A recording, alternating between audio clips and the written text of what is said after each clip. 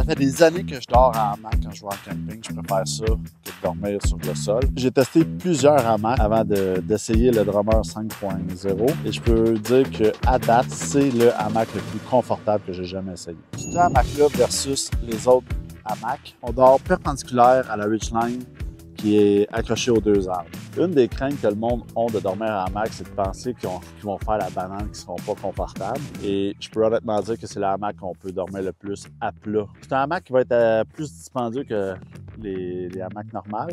Mais honnêtement, si vous voulez faire du camping, le sommeil, c'est la dernière chose que vous voulez cheaper. Hey, cool shit ain't cheap and cheap shit ain't cool, OK? Le hamac il est disponible sur leur site seulement. Il n'est pas disponible sur Amazon quoi que ce soit. Fait que j'ai pas de lien affilié, j'ai rien. Si vous décidez de l'acheter, je ne fais aucune commission. Tout d'abord, je vais vous montrer comment il s'installe. Donc, comme n'importe quel hamac, ça prend 2 heures pour l'installer. Dans les Laurentides, c'est pas ça qui manque. Même que c'est plus facile de trouver 2 heures pour installer un hamac que de trouver un espace plat pour installer une tente. Fait que 1-0 hamac. Moi, vu que je suis 6 pieds 1 et je crois que j'ai assez lourd, j'ai opté pour la version XL. Il y a plusieurs versions disponibles. Ce qui est le fun de l'emballage, c'est qu'il vient avec des straps de côté. Comme ça vient, vous pouvez compresser vraiment le hamac pour dans votre sac à dos. Et le sac, il est quand même assez grand. C'est facile de remettre le hamac dedans. Fait que premièrement, vous avez les 2 straps. Ça ne dérange pas laquelle vous mettez de chaque côté. Fait que les straps, il y a une loupe d'un côté. La loupe, on sait le reste de la sangle dedans. Sur la sangle, il y a un petit barcode comme ça. C'est ça que vous avez ajusté la distance avec l'arbre parce que vous allez accrocher la hamac directement dessus. Avec la deuxième sangle, je vais venir faire la même chose. Je la courroie au complet dedans. C'est toujours bien important de mettre les sangles à la même hauteur sur les arbres. Vu que ce câble est un peu plus haut, je vais monter le plus haut possible que je peux ici. Je vais prendre mon hamac. C'est là que je vais décider quel côté je mets les pieds, ce côté-là ou ce côté-là. Puis sur les straps, il va y avoir un petit dessin qui va être marqué Pork avec l'arbre à droite si je veux que les pieds soient vers moi. Quand vous allez l'accrocher, il y a même un design qui montre le buckle. C'est quoi le buckle en français? Qui montre comment que la tâche doit aller. Le buckle, vous le mettez dans le sens du dessin. Vous venez le mettre en diagonale là, dedans. Et là, il va être sécurisé. Une fois qu'il est accroché de bord, je viens le sortir de son sac. J'essaie de garder le ridgeline en haut. Je vais venir chercher le deuxième buckle de l'autre bord. Là, je vois que je suis plus proche de ce poteau-là que de lui. Ce que je vais venir faire tout de suite, c'est que je vais venir donner du lousse ici. Je prends la sangle dans mes mains, puis je viens tirer tranquillement. Je pense que je vais être à peu près à la bonne place. Je fais bien attention qu'il ne soit pas twisté. Pour l'installation, vous pouvez vous donner un petit peu de lousse, ça va toujours mieux. C'est plus facile de le serrer après. Là, elle est plus petite que là, fait que je vais venir resserrer ici. Je m'éloigne pour voir que ce côté-là est plus haut. Fait que je vais venir le baisser, juste une petite affaire. Parce que, contrairement à un hamac normal, vous allez pencher d'un bord ou de l'autre s'il n'y a pas de niveau. Pour ne pas perdre votre étui à hamac, c'est bien pensé parce qu'il y a une petite clip à l'intérieur. Vous venez le clipper ici. Fait que de cette manière-là, vous ne perdez pas votre étui. Et en plus, vous pouvez mettre du linge dedans ou quoi que ce soit en même temps. Pour qu'il reste droit, il y a besoin d'un matelas. Et moi, j'ai pris le FGL XL Insulated. Il y a un bon R-Value. Il peut être écrit dessus. Je m'en souviens plus par cœur. Je vais l'écrire ici. R-Value. Le matelas vient avec une tête d'oreiller. En fait, c'est un sac que vous pouvez brancher directement dans le matelas. Souffler de l'air dessus, compresser pour gonfler le matelas. Moi, j'en ai pas de besoin. La raison pourquoi j'en ai pas de besoin, c'est parce que je prends ma pompe Flextel. Si vous n'avez pas encore de pompe Flextel en 2024, honnêtement, c'est tellement pratique cette petite pompe-là. Cliquez 2 fois. Ça gonfle ton matelas tout seul pendant que tu fais autre chose.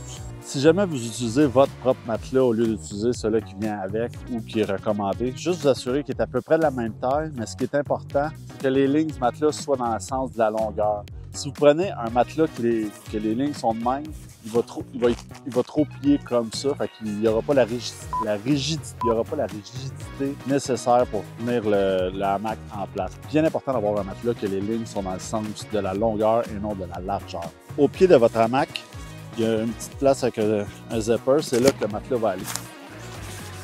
Vous le glissez dedans.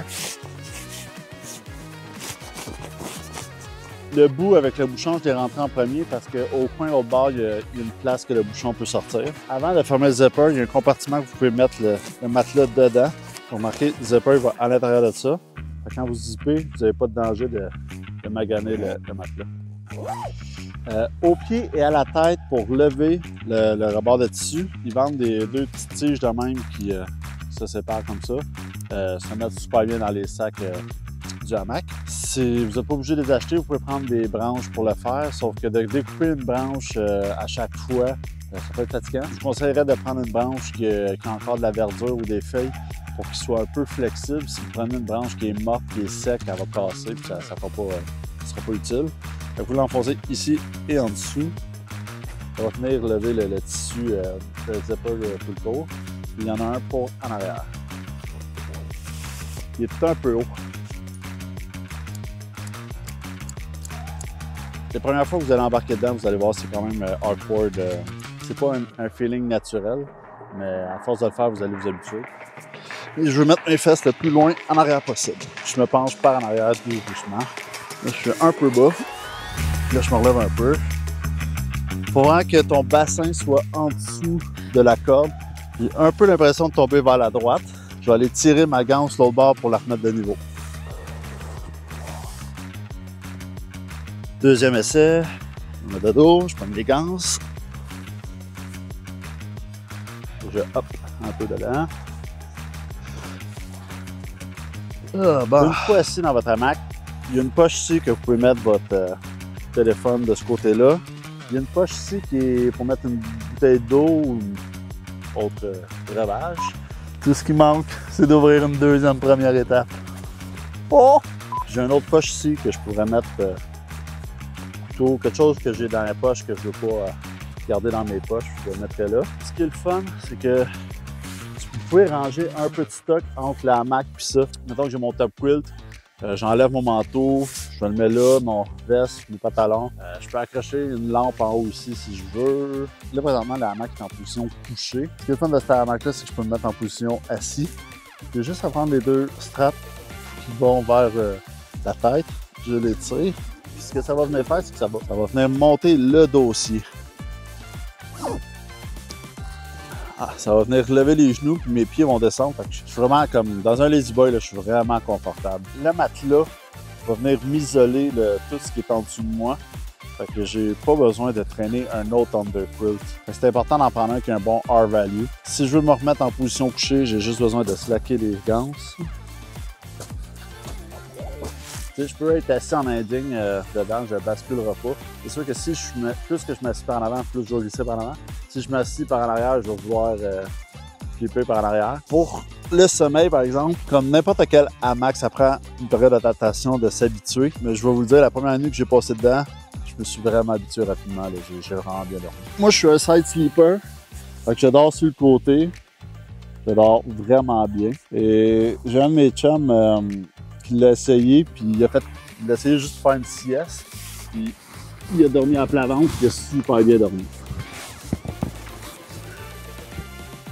Pour bouger dans la hamac, je mets souvent ma main sur la ridgeline pour me lever, m'aider à me déplacer, me recentrer. Je penche un peu vers la gauche, je vais juste me relever, tasser mes fesses vers la droite. Présentement, on est l'hiver, il n'y a pas de moustiques, mais si on était l'été, il y avait de la bébête, même il y en a eu de mai jusqu'à octobre. Année record. Il y a un moustiquaire que je peux venir mettre. Ce que je vais venir faire, c'est de la zipper tout le tour. Puis moi, normalement, ce que je fais, c'est je le laisse à moitié comme ça avant de me coucher. Je peux sortir et rentrer. Puis quand c'est la nuit, voilà, je le mets au complet. Puis je peux le zipper à partir d'ici aussi. Ou je peux l'amener du côté droit comme je veux. À l'intérieur, il y a une petite corde ici que je peux prendre, que je peux venir attacher en arrière. Il y a un petit crochet comme ça. Fait que je peux vraiment venir suspendre pour pas que le moustiquaire me tombe d'en face durant la nuit. Juste montrer l'intérieur, l'espace pour la bouteille, la poche de rangement. Puis, c'est ici. Je peux mettre du stock là-dedans aussi. C'est là que je vais mettre le bug net. Et la corde ici, elle vient s'attacher en arrière complètement. Il y a une petite poche ici pour mettre sa lampe frontale. Fait que si je veux plus de moustiquaire, je le prends. Je peux même mettre là pour l'empêcher de sortir. Un autre élément qu'il faut penser avec cette hamac-là, c'est que ça prend une toile. Vous pouvez prendre des toiles que vous avez chez vous. La seule affaire, c'est qu'il faut que ça soit assez large pour le pied et la tête. Hamac a une toile qui est faite pour ce hamac-là. Le côté où les pieds étaient légèrement plus loin que la tête, juste parce qu'il y a besoin d'un petit peu plus de protection en avant. Le mousqueton du côté vert qui va avec le côté vert du hamac. La toile, vous l'installez en haut de la strap. Le côté le plus long, c'est le côté qui va avec les pieds.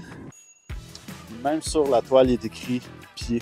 Au bout de la corde, je ne me souviens pas si c'est moi qui l'ai fait ou s'il l'avait avant une loupe, mais ça aide à accrocher plus vite à un arbre ou à un piquet. La corde avec un petit bras, tu peux tirer, ça va tendre la toile. Si jamais vous avez des pôles télescopiques, vous pouvez le monter comme ça. Si je suis en randonnée, j'ai tout le temps mes pôles de marche avec moi. Il y a 6 piquets qui viennent avec. Il commence à neiger, j'ai mis la toile au bon moment. Après chaque buckle, il y a un petit velcro, vous pouvez attacher la corde, fait que ça ne traîne pas quand vous le rangez dans le sac. En parlant du sac, il y a un espace à l'intérieur avec un velcro pour ranger les piquets dedans. Vous pouvez sortir les piquets du sac, le remettre en velcro, fait qu'il n'y a pas de chance de perdre les autres piquets pendant que vous manœuvrez.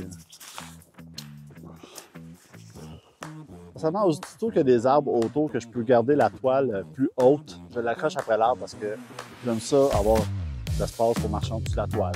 Il y a 8 points d'attache, fait que la toile, même s'il vente beaucoup, elle va être très solide. La première fois que j'ai dormi dans ce hamac-là, il a plu, il a venté en masse. Puis à l'intérieur de mon hamac, j'étais vraiment bien. J'ai trouvé un arbre mort pour faire un photo pour avoir la vue sur le lac en avant. Si vous avez aimé la vidéo, passez sur j'aime. Si vous n'êtes pas encore abonné, abonnez-vous. Si vous aimez les vidéos de produits de hamac, j'ai plein d'autres vidéos, allez voir sur ma chaîne. Sur ce, rangez tout ça. Je vais juste vous présenter le hamac. Le hamac, vous pouvez le défaire à partir d'ici.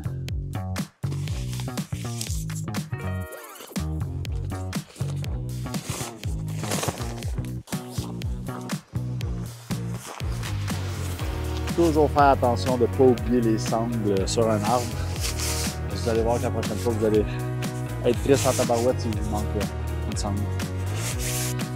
Là, vous avez les straps pour le compresser encore plus si vous voulez. Hein, tu vois, je parle d'oublier les sangles, j'ai rangé mon hamac puis j'ai même pas enlevé les 2 sangles.